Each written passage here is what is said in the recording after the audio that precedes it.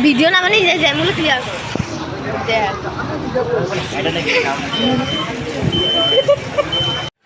Hey guys, welcome to our channel. তো তোমরা সবাই কেমন আছো? আশা করি তোমরা সবাই খুব ভালো আছো, আর আমিও খুব ভালো আছি। নিয়ে চলে এলাম নতুন একটা ব্লগ ভিডিও। আর আজকে হচ্ছে গিয়ে মহালয়া। তোমাদের সবাইকে শুভ মহালয়া। আজকে আমি ইন্ট্রোটা কেন দিতে পারলাম না, কারণ হচ্ছে কি ঘরে মহালয়া চলছিল। আর ইউটিউবে তো নতুন একটা নিয়ম বেরিয়েছে যে কারোর কিছু মানে ভিডিওতে গান দেওয়া বা কিছু দেওয়া হলে পরে সেটা কপিরাইট খেয়ে যায়, তার জন্য দিতে পারলাম না। আর এখানে দেখো আমার পিসির ছেলেটা কিন্তু বাজি নিয়ে বেরিয়ে পড়েছে। এখন প্রায় 4:30 বাজে। 4:30 সময় বাজি নিয়ে ও বেরিয়ে পড়েছে। এতগুলো বাজি এখন ফাটাবে, তারপর ঘরে যাবে। তো আমরাও বেরিয়ে পড়েছি বাজি ফাটাতে। আমার ভাই তারপরে ফোনটা নিয়ে চলে গেছিলো, ওর ফোন করার ছিল, কারণ আমরা সকাল সকাল বেরোবো ঘুরতে, তার জন্য। তো তার জন্য আর আমি যে বাজি ফাটিয়েছিলাম সেটার ভিডিও করা হয়নি। ওর বাড়িতে বাজি ছুঁড়ে মেরেছি সকালবেলা, কি অবস্থা। তারপরে লোকেরা না মানে কেউ ওঠেনি, তাও ঘুমাচ্ছে। শুধুমাত্র আমার বড় কাকা উঠেছে, বলছে এই কে বাজি ফাটালি রে, কিন্তু কেউ কিছু বলিনি। আমি বলছি যে শুধু তোমার একার ঘুম ভাঙলো, আর কারোর ভাঙেনি। যাই হোক, তারপরেরটা দেখতে থাকো।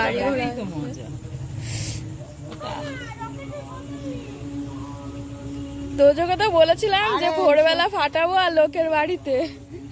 তোজো কি মজা পেয়েছে, ওই জন্য কবে দিয়ে সে বায়না করছে, দিদি বোম কিনে দাও, বোম কিনে দাও।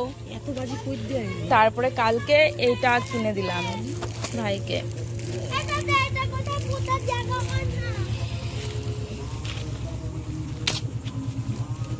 টুবড়ি এটা একটু ফাটাই দাও।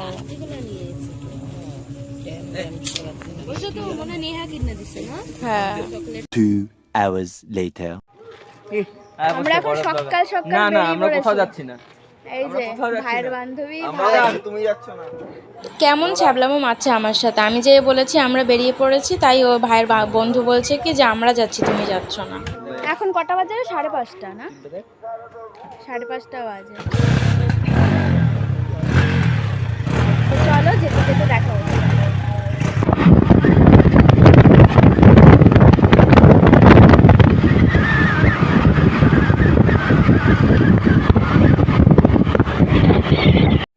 তো আমরা তো ফাইনালি বেরিয়েই পড়লাম। তো হাওয়ার আওয়াজটা এতটাই আসছিল, তার জন্য আবার এখন আমি ব্যাকে যে ভিডিওটা করছি এখন সাউন্ডটা কেটে দিলাম, কারণ এতটা আওয়াজ আসছিল।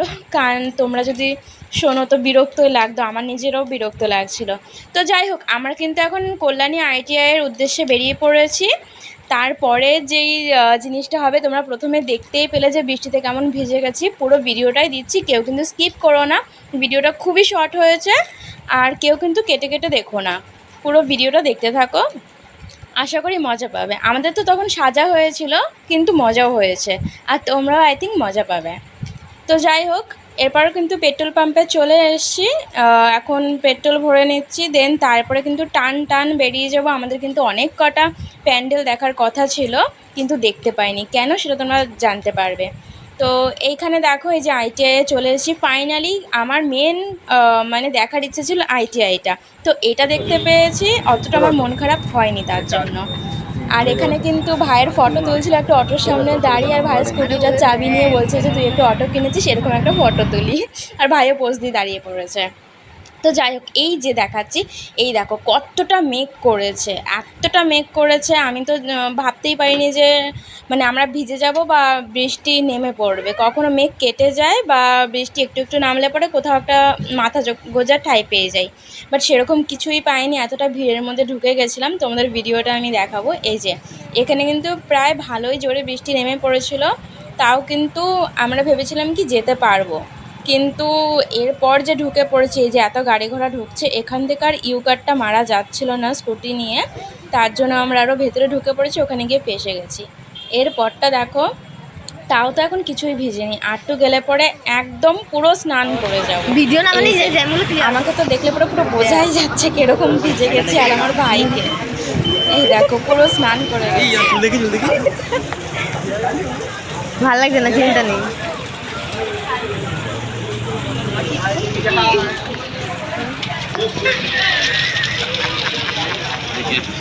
তারপর ফাইনালি কিন্তু গ্যাঞ্জামের মধ্যে দিয়ে আমরা ওখানটা ঢুকেই গেলাম, মানে রানী রাসমণি ঘাট হালি শহরে ওখানটা যাওয়া ছাড়া আর কোনো উপায় ছিল না, কারণ ইউকারটা মারা যাচ্ছিল না তার জন্য।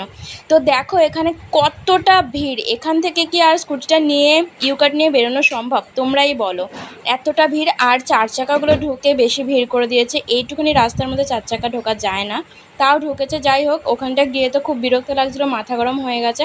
তারপরে বেরিয়ে পড়েছি, ঠিক আছে। তারপরে এখানে ভাই ওরা কিন্তু কচুরি খেতে দাঁড়িয়ে পড়েছে। আমার আর এই ভাইয়ের যে গার্লফ্রেন্ড, ওর কিন্তু সকালবেলা কচুরি খেলে পরে হেভি গা গোলার জন্য আমরা দুজন খাইনি। ভাই একটু করে দুবার খাইয়ে দিয়েছে আমাকে আর ওকে, তাছাড়া ভাই আর ভাইয়ের বন্ধুরাই খেয়েছে। এরপর কিন্তু হালিশহরে একটা পার্কে ঢুকে পড়েছি, আই লাভ হালিশহর যেখানটায় লেখা আছে তার সাথে একটা পার্ক আছে, ওই পার্কটায় ঢুকে পড়েছি।